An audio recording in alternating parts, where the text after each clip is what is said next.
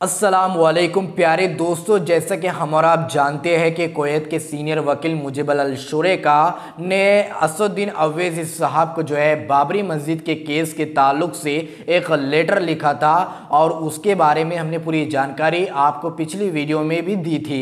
लेकिन अभी तक असदुद्दीन अवैसी साहब का कोई रिप्लाई नहीं आया, कोई आंसर नहीं आया। जैसे ही कोई रिप्लाई असदुद्दीन अवैसी साहब करेंगे तो इंशाअल्लाह सबसे पहले आप तक हम ज़रूर पहुँचाएँगे। लेकिन आज मुजिबल अल-शुरेका ने एक ट्वीट किया है अपने ऑफिशियल अकाउंट से। उन्होंने क्या कहा है आज की इस वीडियो में मैं आपको बताने वाला हूं। दोस्तों, वीडियो शुरू करने से पहले आप तमाम लोगों से गुजारिश है इस वीडियो को ज़रूर आखिर तक देखिए और अपने दोस्तों तक इस वीडियो को ज़्यादा से ज़्यादा शेयर कीजिए और इस वीडियो को ज़रूर लाइक कीजिए। तो चलिए दोस्तों, वीडियो शुरू करते हैं।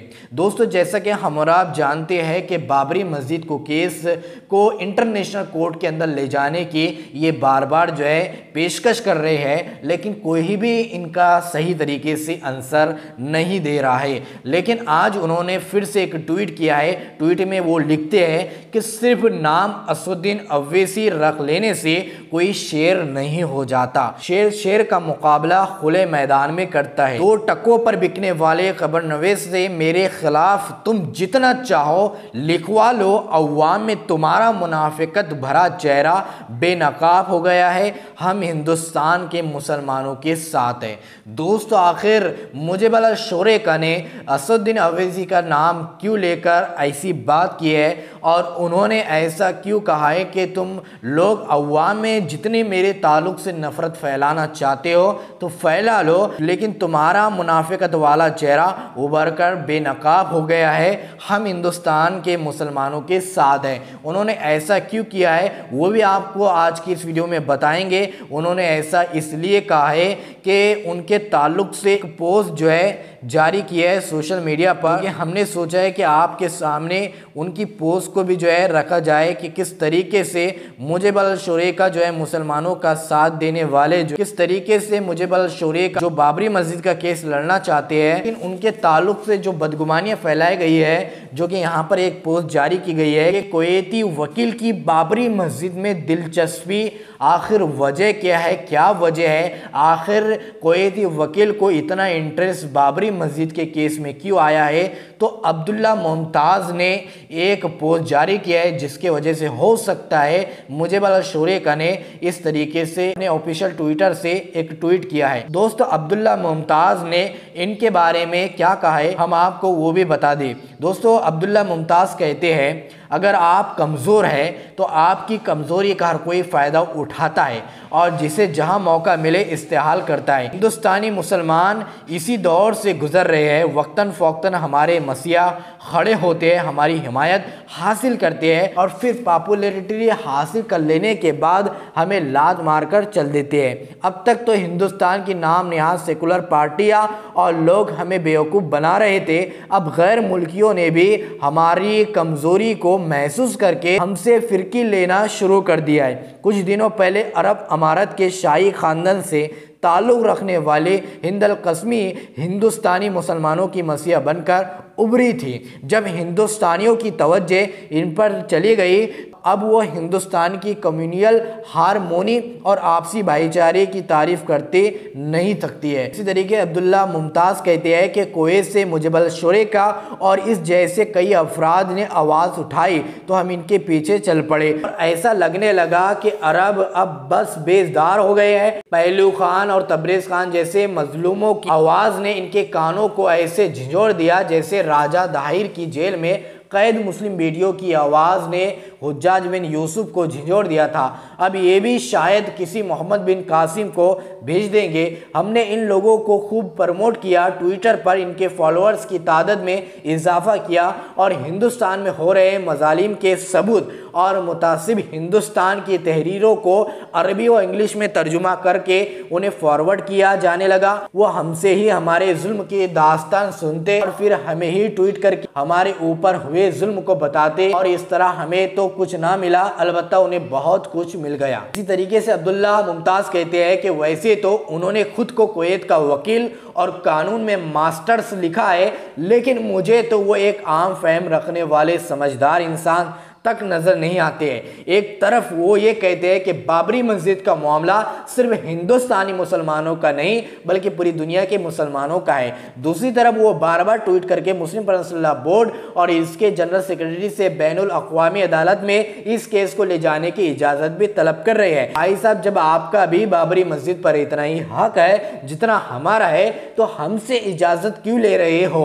आप भी एक तंजीम के मुदीर है, इसके तहत मुकदमा लेकर जाए। दोस्तों, अब्दुल्ला मुमताज इसी तरह आगे कहते हैं कि एक तरफ तमाशा यह है कि एक तरफ वो बार बार मुस्लिम पर्सनल बोर्ड और इसके जनरल सेक्रेटरी को इसके लिए टारगेट कर रहे हैं कि उन्हें बैनुल अक़वामी अदालत में मुकदमा ले जाने की इजाजत क्यों नहीं देते हैं, और दूसरी तरफ वो जनरल सेक्रेटरी मौलाना सैयद वली उर रहमानी के नाम खुला खत लिख कर कह रहे हैं कि वली रहमानी साहब संघीय अदालत की कुर्सियों पर बुरअजमान उन्हीं बुत परस्त मुशरिकों से मुसलमानों को इंसाफ की तवक्को रखने की तलकीन करते नजर आते हैं। दोस्तों, आगे अब्दुल्ला मुमताज कहते हैं कि अब इस अक्लमंद आदमी से कौन पूछे कि ठीक है, हम तो हिंदुस्तान जैसे सेकुलर मुल्क में रहते हैं, इसलिए हम तो इसी अदालत से इंसाफ की उम्मीद रखते थे। गोया कि इंसाफ ना मिला, लेकिन आप हुजूर जिस अदालत में मुकदमा लेकर जाना चाहते हैं, क्या वो खलीफुल मुस्लिमीन की अदालत है? क्या इसमें काजी शरई फैसला फरमाएंगे? क्या लोग नहीं जानते कि इसी अदालत में फ़लस्तीन का मुकदमा निस्फ सदी से चल रहा है? फ़लस्तीनियों को क्या मिला? आज फ़लस्तीन नाम बहैसियत मुल्क दुनिया के नक्शे से उड़ चुका है। क्या लोग नहीं जानते कि इसी अदालत में तवील अरसे से कश्मीर का मामला भी चल रहा है? कश्मीरों को क्या मिला? एक तरफ तो वो सवाल करते हैं खाना काबे से बूत हटाने के लिए मुसलमानों ने किस मुशरिक अदालत में 70 साल केस लड़ा था, और दूसरी तरफ वो बार बार बैनुल अक़वामी अदालत में मुकदमा ले जाने की इजाज़त तलब करते हैं। एक तरफ वो हमें बताते हैं कि जबरन बूत कदा बनाई गई इमारत को दोबारा बैतुल्लाह बनाने का मसनून तरीका वही है जो हमारे आका कायनात जनाब मोहम्मद मुस्तफ़ा सल्लल्लाहु अलैहि वसल्लम ने अमली तौर पर करके बताया है, और दूसरी तरफ मुकदमा आलमी कोर्ट में ले जाने पर मुसीर है। उसे हम कौन सी होशमंदी कहे? बाबरी मस्जिद मुकदमे के सीनियर वकील ज़फ़रयाब जिलानी साहब ने उन्हें क्या जवाब दिया ये तो मालूम नहीं है, लेकिन उनकी एक फ़ोन कॉल रिकॉर्डिंग मिली थी जिसके मुताबिक उन्होंने सवाल पूछा था कि बैनुल अक़वामी अदालत में मुकदमा कोई रियासत ही ले जा सकती है? अगर कुवैत की हुकूमत आमदा है तो हुकूमती सतह पर जवाब दे, लेकिन हुकूमत तो खामोश है। खुलासा ये है कि अगर आप कमज़ोर है तो आपकी कमज़ोरी का बहुत लोग फ़ायदा उठाते हैं। हम अपनी कमज़ोरी की वजह से जहाँ कहीं ज़रा सी आस नज़र आती है इधर हो लेते हैं, और फिर हमारा बुरी तरह इस्तेहाल किया जाता है। इसलिए हम इधर उधर देखने के बजाय खुद को ताकतवर बनाइए, तालीम पर फोकस करिए, रेवर की तरह किसी के पीछे चलने के बजाय अपने अंदर सियासी शऊर बेदार करें। देर से ही सही, लेकिन कामयाबी हमारा मुकद्दर होगी। इस तरीके से अब्दुल्ला मुमताज़ ने कुवैती वकील के बारे में इस तरीके से पेशकश की, जो कि हमने आपके सामने पूरी तहरीर उनकी सुनाई है। अब्दुल्ला मुमताज़ ने आखिर में ये भी कहा है कि मज़मून में पेश करदा आरा मज़मून निगार के ज़ाती ख़यालात पर मबनी है, यानी उनके जो ज़ाती ख़यालात थे उन्होंने इस तहरीर में जो है बयान किया है। अदाराए कंदिल का इनसे इत्तेफाक ज़रूरी नहीं है। तो दोस्तों, इस तरीके से कुवैती वकील के ताल्लुक़ से अब्दुल्ला मुमताज़ ने अपनी तहरीर में ये बयान जारी किया है, जो हमने आपके सामने इनकी तमाम बातें रखने की कोशिश की है। तो दोस्तों, आप तमाम लोगों की इन तमाम बातों को लेकर क्या राय है तो ज़रूर हमें कमेंट बॉक्स में कमेंट करके ज़रूर बताइए। क्या कुवैती वकील बाबरी मस्जिद को इंटरनेशनल कोर्ट के अंदर ले जाने की जो यानी पेशकश कर रहे हैं, तो क्या वो उनके हद तक सही है, या फिर उनको ले जाना चाहिए या नहीं ले जाना चाहिए, या फिर अब्दुल्ला मुमताज़ साहब ने जो तहरीरी शक्ल में जो बयान जारी किया है या उनका बयान सही है या गलत? तो ज़रूर अपनी राय कमेंट बॉक्स में कमेंट करके हमें ज़रूर बताइए। तो चलिए अगली वीडियो में मिलते हैं, जब तक अपना ख्याल रखिए। शुक्रिया।